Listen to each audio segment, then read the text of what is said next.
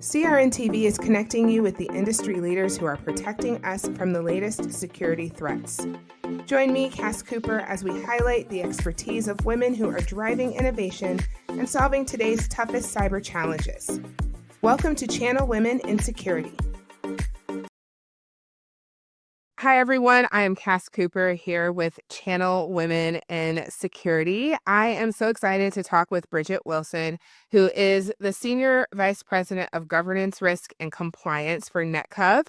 So excited to be here with you. Compliance is one of those areas where I'm still learning a lot. I think our conversation is going to be educational, not just for our audience, but for me as well. So, Bridget, thank you so much for your time.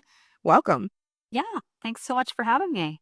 Awesome. Well, let's just get into it and we'll ask a few questions and maybe come up with some new terms and definitions and clarify what people need to know in terms of channel security, governance, risk, compliance, Department of Defense, et cetera, et cetera, et cetera. Right? All right, cool.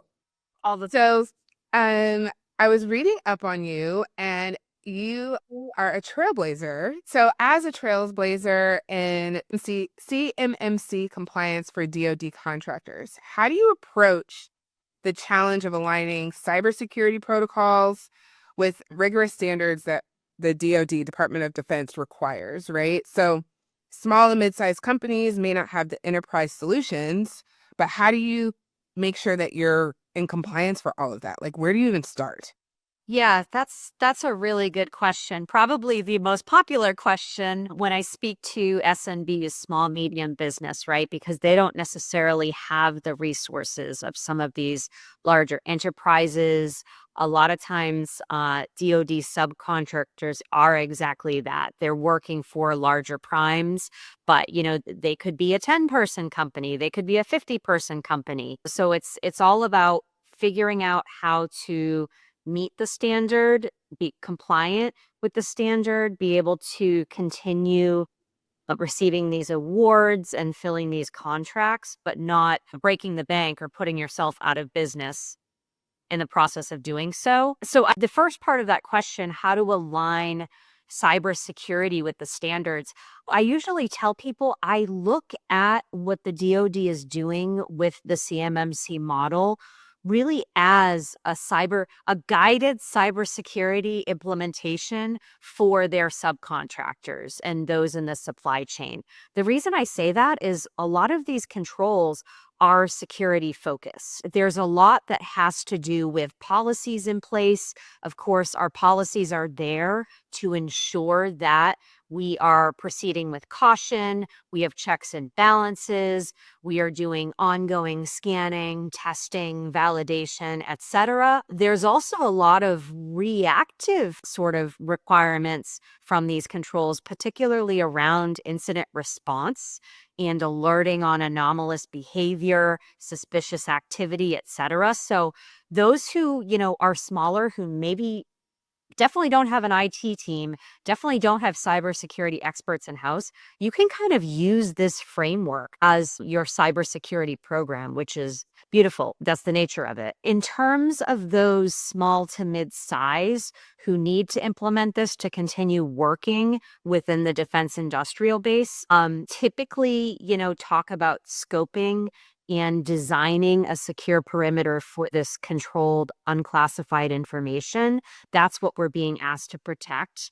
Now, the beauty is in the way we scope it can reduce costs substantially, right? If we're finding this protected data is something we can put in a dedicated enclave and allow some of these cloud vendors, maybe those that are already FedRAMPed, they're already certified to house this sort of data, allow them to do the heavy lifting. That's one way to go about it. there's a million ways to skin a cat, but I always approach it as, we don't necessarily need to follow the model that some of these larger primes, larger enterprises are implementing with, let's put everything in a virtual enclave and have, processing of resources in this enclave and everything in a segregated environment. I feel that there are ways to do this and keep your endpoints in scope, keep your physical location in scope, so you don't necessarily have to lift and shift everything to the cloud and increase your spend in doing so.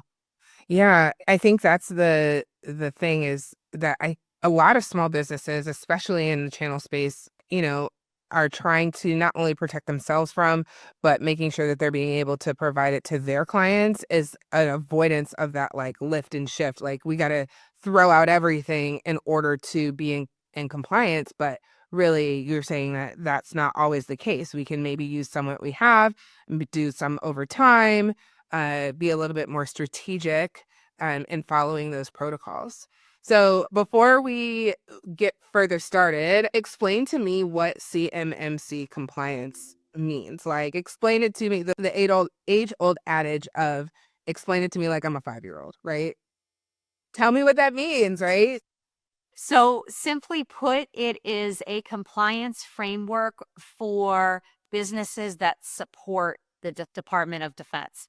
Say it one more time. Businesses support the Department of Defense. What that means is that in order to have a contract in support of the DOD, you need to bid on that and you need to be awarded the contract. Small, medium businesses are not necessarily bidding on work directly from the DOD. They might be bidding on work from a subcontractor of the DOD. So we have this entire supply chain that just gets expanded and expanded, with suppliers providing certain things, outsourcing to smaller companies who may outsource to smaller companies, and so on.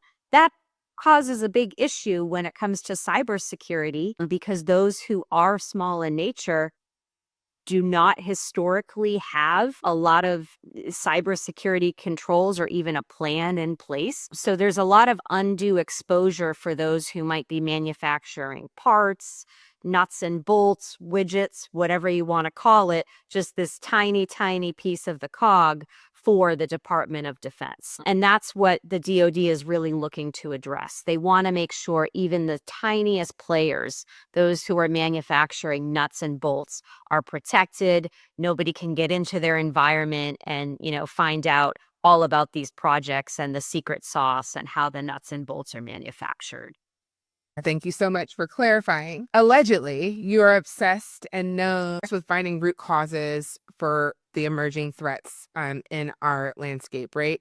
So, can you give any recent examples of where your team's analysis of new threats led to deeper understanding in breakthroughs?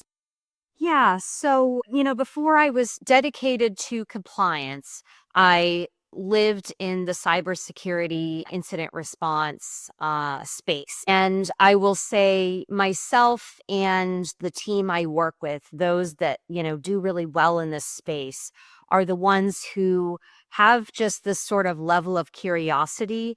It's never been okay for me to say, well, somebody got into an email account in your organization and this is what happened and it's cleaned up and we're good to go. We're done. For whatever reason, need to know exactly what happened, right? I need to dig in and find out what the indicators of compromise were because I need to make sure this doesn't happen to anybody else. So, throughout my career, I've always been really interested in spotting new and emerging threats, indicators of compromise, new tactics used by threat actors to get in. And that's always been, really enticing to me. When I see a new style of attack, I'm like, wow, we've never seen this before. And sure enough, we support a large quantity of clients, right? Many of them in the same industries. So we see these things happen repeatedly. An example of this is we might see a targeted email phishing campaign come through to one of our clients. Now, sure enough, we're going to go ahead and figure out what we can block about that email to protect that one client. Sure enough, in day, we've got 10, 15, 30 other clients who are getting the same exact targeted campaign. So the work that we do, the digging in and the investigation and finding out, how this started, how it occurred, what we could do to prevent it, it benefits everybody. And that's one of the things that's made us successful as a cybersecurity provider too, is that ability to correlate and, model this. And our clients do benefit from, us seeing it at a global level, and being proactive about it. Yeah, I love the idea just in general in life of being proactive as opposed to being reactive because I mean, you've got to, when things happen, you have to react to them. You have to address it. Like you said, silo it off, whatever that looks like. But it only is a matter of time before you have a similar or again, the same type of incident if you don't get to the root cause. And I love the idea that it all comes from curiosity, like asking questions, being like, but why? And then, we all have those tiny humans in our life, whether we're an auntie or a parent or whatever, of like, but why? But why?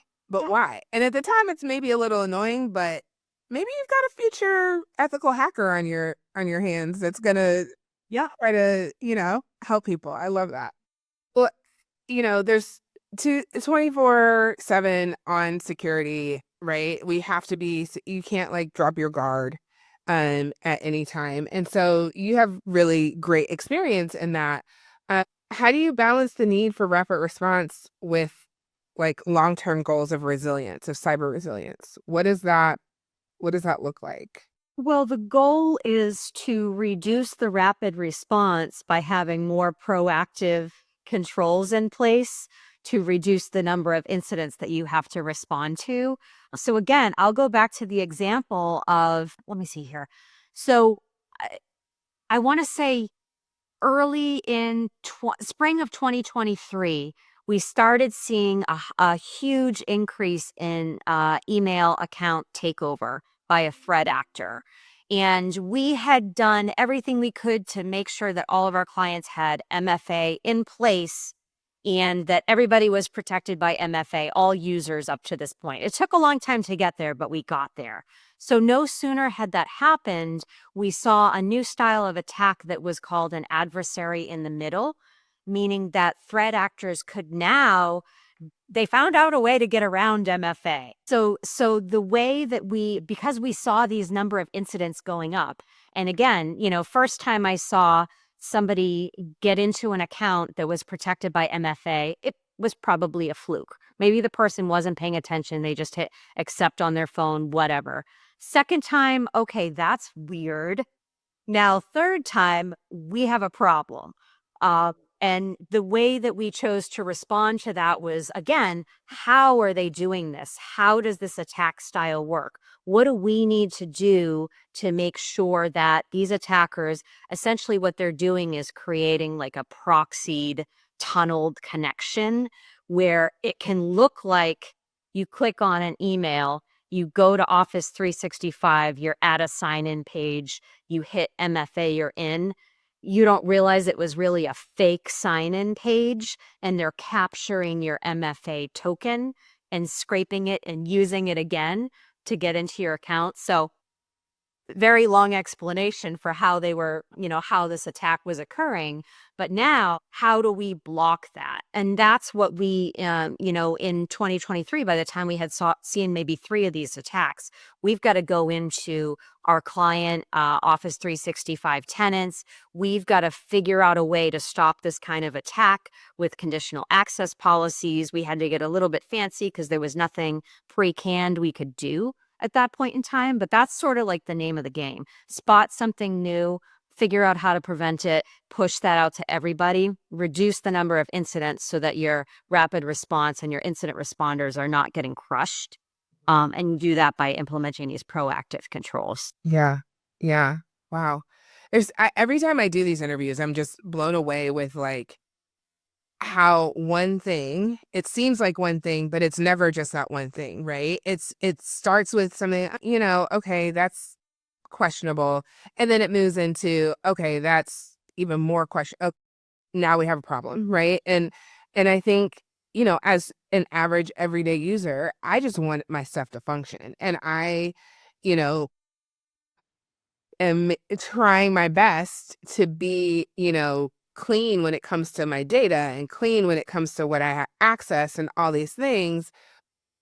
There's only so much I can do because I have, thankfully people like you on the back end who are making it easier. So I love that.